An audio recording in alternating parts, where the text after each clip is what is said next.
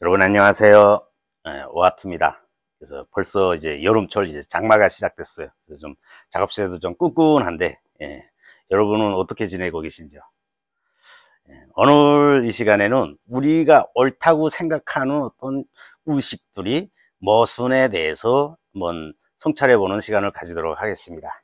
그래서 오늘 그 의제의 주인공은 버트런드 러셀이에요.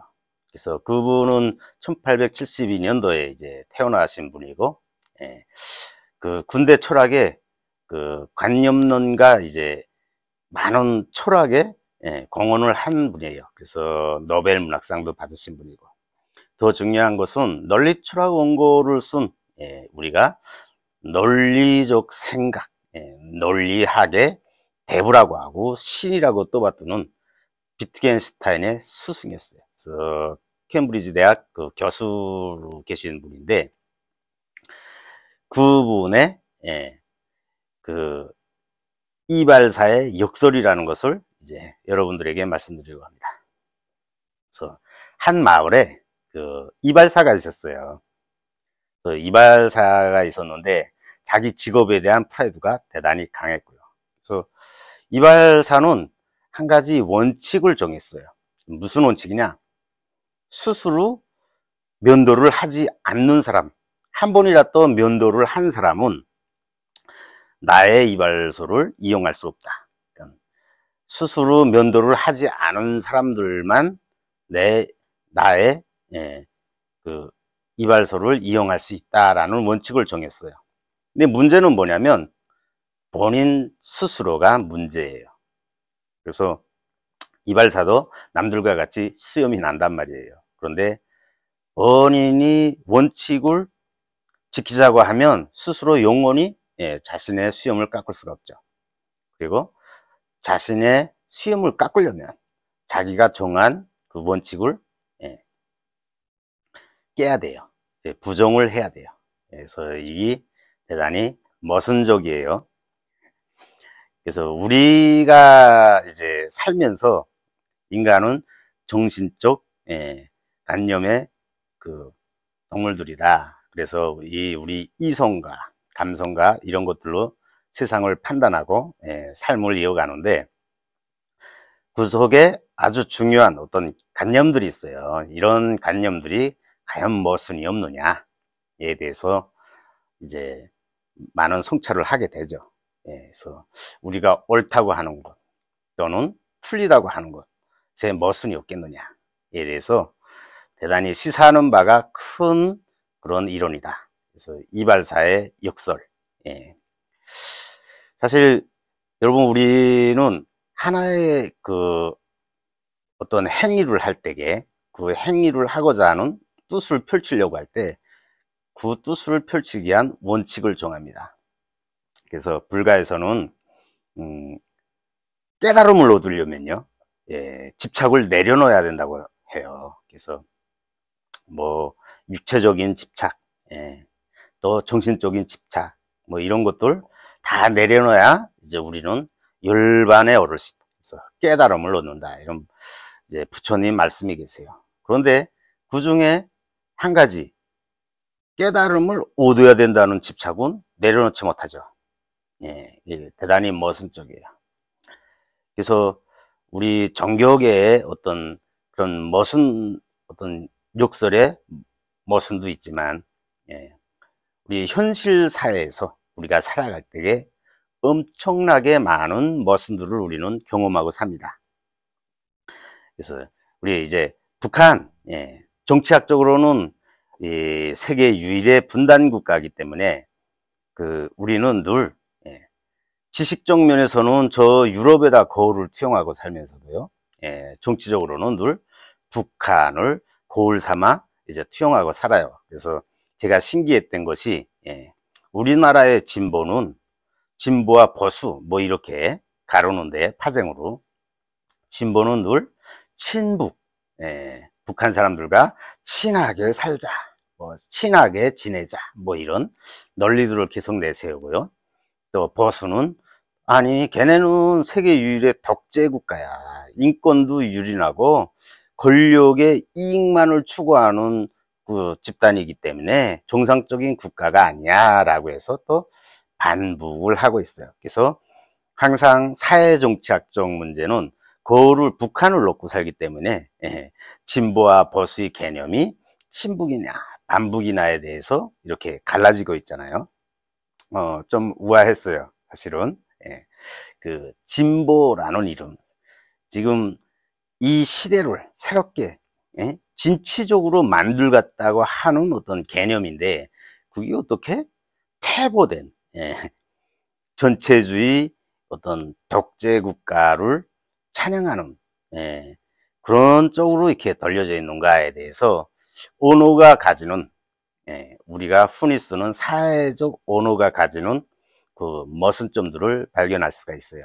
그래서 전체주의는 뭐냐면요, 모든 사람들은 왜 괴로운가, 왜 고통스러운가, 이질성이 차이 때문에 고통스럽다. 그러면 이질성의 차이가 뭐가 있느냐라고 하면 경제적으로 삶의 차이, 삶의 질적 차이, 그리고 경제적 환경의 차이이기 때문에 거기서 이제 나오는 어떤 상대적 박탈감, 그 계급적 차이에 나오는 통제를 하던가 통제를 받는 그런 차이 때문에 우리는 고통스럽다. 그러자면 그것을 없애려면 어떻게 해야 되느냐? 평등한 국가를 지향해야 된다. 만민이 평등한 국가를 지향해야 된다라고 하는데, 이제 큰 그 의미를 부여하고요. 많은 사람들이 평등하려면 어떻게 해야 되는가? 방법론적으로 태초부터 인간은 평등하지 않다. 그러니까 그들을 평등하게 하기 위해서는 그런 조건을 만들어야 된다라고 해서 태어나서부터 어려서부터 늙을 때까지 이 세뇌교육, 평등에 대한 세뇌교육이요, 그걸 계속 시키도록 하고, 또 경제적으로는 자발적 경제생활을 하게 하는 게 아니라 통제적 경제생활을 하게 하죠. 그래서 국가가 일률적인 그 이제 공급을 해주는 식으로 해서 경제적 밸런스를 맞춘다고 해요. 문제는 뭐냐면 모두가 평등한 이렇게 우리 성경에 나오는 화목한 그런 양목장, 거대한 양목장, 그 햇빛이 쫙 이렇게 내려쪼이고 평화롭게 양들이 양목장을 돌아다니면서 풀을 뜯는 그런 거대한 전체주의 양목장을 꾸리는데, 그 기치를 둔 사람이 자기가 정한 원칙, 인간의 욕망을, 인간의 탐욕을, 인간의 자율성을 지키면, 그 탄압받으면 안 된다. 그러니까 통제하는 사람은 자신이 가지고 있는 욕망, 권력에 대한 탐욕, 물질에 대한 탐욕, 그런 하고 자신의 생각에 대한 자율성, 이런 것을 통제하는 사람을 제외한 모든 사람에게 이제 적용을 해야 된다라는 모순이 생기죠. 그러면 어떻게 되냐? 통제하는 사람이 제외된 원칙을 지키면 벌써 불평등이 생겨요. 그래서 화목한 목장인 줄 알았는데 계속 만들고 하다 보니까 대단히 모순적인 거대한 감옥의 국가가 되는 거예요. 그래서 전체가 평등하고 전체가 화목한 그런 세상을 만들기 위한 원칙, 이거부터가 대단히 잘못되어 있다, 비논리적이다 라는 것을 볼 수가 있습니다. 그래서 우리가 평균 우리 사회도 그래요. 이제 어떤 정치인이 나와서 가지고 여러분들은 지금 삶이 힘들죠? 세상은 불평등합니다. 그래서 여러분들이 삶의 그 불평등과 힘든 것을 해소시켜 주기 위해서 저를 뽑아주세요. 저는 그 누구보다도 원칙주의자고, 그 사회적 약자들에 대한 대단한 그 이제 동정심을 가지고 있는 사람이고, 또 이 사회적 약자들이 막 이렇게 잘 살 수 있는 그런 국가를 건설하기 위한 의욕이 넘쳐야 하면 사람들이 이제 막 몰아주잖아요. 그래서 너도 나도 야, 널 찍어주면 그래도 내가 먹고 살고 살아가는데 좀 만족스러울 것 같아. 그래가지고 선거를 해줘요. 선거를 해주는데 문제는 뭐냐면 그 사람이 모든 사람들이 이렇게 평등한 그런 것들을 만들겠다고 하면서 권력을 쥐었으면 예, 자기는 거기서 제외를 하죠. 예. 평등은 당신과 당신들끼리 평등한 거지 나하고는 절대 평등하지 않아 라고 해서 어떤 말들이 나요? 예, 내로남불. 예. 너희들이 하는 것은 다 나쁜 거고 내가 하는 건 괜찮다 뭐 이런 말이요. 예. 이런 내로남불이 어떤 사회적인 예, 하나의 이슈를 가리키는 어떤 용어가 돼서 나왔어요. 예, 그래서 가만 보면은 입에 꿀 바르고 예, 이쁜 말들만 하는 사람들, 사람들을 유혹하는 사람들에 대해서 진실성 여부가 있냐에 대해서 볼 때게 예, 사실은 모든 인간은 욕망의 주체다. 그래서 자신의 이기성을 중심으로 모든 사고가 발전되게 돼 있는 사람들이다라는 것을 우리는 가끔씩 망각을 했기 때문에 그런 사람들이 유혹에 넘어가서 서로가 서로를 미워합니다. 그래서 우리나라는 민주주의 국가예요. 민주주의 국가인데 민주주의 개념이 뭐예요? 예, 타자의 이질성에 대한 존중의 개념이에요. 그래서 내 생각이 다르고 당신 생각이 다르고 또 누구의 생각은 다르기 때문에 그 생각들을 다 이렇게 합쳐서 예, 누군가의 생각이 많으면 그것을 중심으로 예, 다른 사람들도 다 이렇게 뭉치작용하는 어떤 민주주의의 가장 핵심적인 본질이거든요. 그러면 뭐가 있어야 되냐면 나는 생각이 이렇고 너는 생각이 이런데 서로 다르다라고 하면은 존중을 할 줄 알아야 되잖아요. 예, 그런데 제가 우리 사회에서 살면서 존중의 개념이 사실은 대단히 없었어요. 그래서 뭐 우리나라의 정치 공론장밖에 어떤 학문가, 예술가, 철학가 이런 논하는 공문장을 제가 잘 보질 못했어요. 예, 저도 예술을 하는 사람이지만 순수 예술에 대해서 막 토론을 하고 하는 공론장을 별로 경험하지를 못했어요. 모두 나가서 이제 말을 할 때에는 꼭 정치 얘기를 합니다. 그리고 파쟁 이야기를 해요. 그래서 자신과 생각이 같으면 동지고요. 자신과 생각이 다르면 다 나쁜 놈이고 거기에 반대되는 예, 아주 반대되고 예, 극혐하고 미워하고 이런 것들을 느끼는 것을 당연시하게 여깁니다. 그런데 논리학적으로 가만 따져보면 모든 사람들이 다 살아가면서 경험하고 배운 것들이 같을까요? 다를까요? 그게 또 전체일까요? 아니면 각자의 부분들이 작은 부분일까요?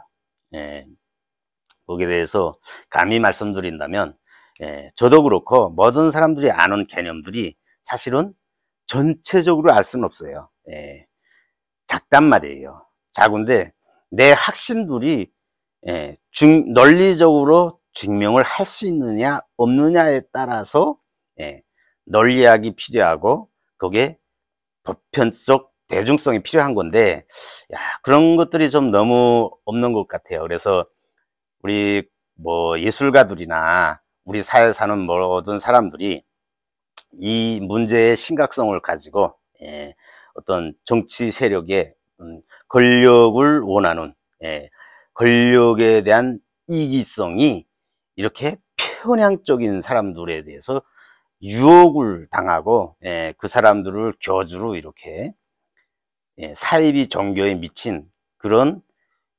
유혹을 당하고 이용당하는 사람들이 아니라 스스로가 다 그 사람의 말은 무엇은 옳지 않은데 무엇은 논리적으로 타당하다 라는 것들을 이렇게 볼 줄 아는 시각적 예, 지성적 판단력이 있어야 된다고 생각합니다. 그래서 오늘 이 시간에는 우리의 모든 관념이 가진 어떤 모순에 대해서 봤고요.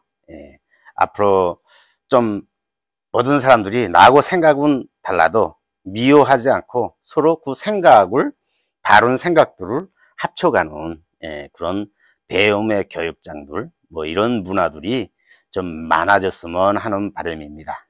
예, 오늘 이 시간에는 예, 이제 버트런드 러셀의 이발사의 역설이라는 이제 원칙의 모순을 가지고 오늘 얘기를 했는데, 다음 시간에도 또 우리 삶을 살아가는 데에서 예술과 철학이 어떤 역할을 하는가에 대해서 여러분들하고 소통하는 시간을 갖도록 하겠습니다.